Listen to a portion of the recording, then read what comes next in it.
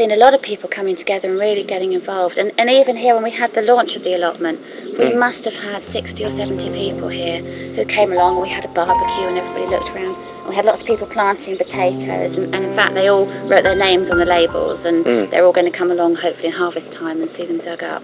So I think the sense of community is building, and there is a lot happening, a lot of opportunity for people to get involved. I mean, initially we've had a sort of a handful of really committed volunteers who've come down here and been helping set up.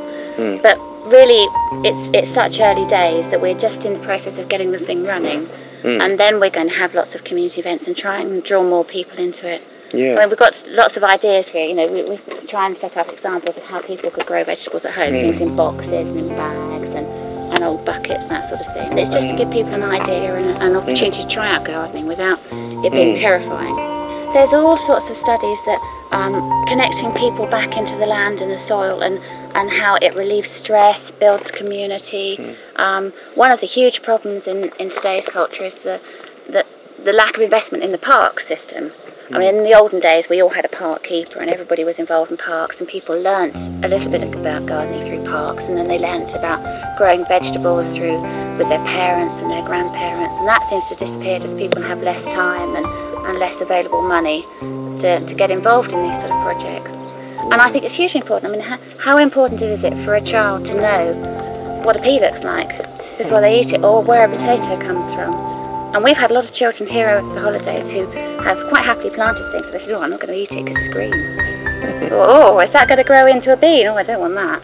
So part of the project that we're doing here is a sort of healthy eating element, in that, not only are people learning how to grow it, but they'll come along and hopefully pick it, and we'll be doing some, having some barbecues here, eating a lot of salad, that sort of thing, and people have the opportunity to try the things they've grown, which I think is really important. We've got people like Norman, who has immense amounts of knowledge.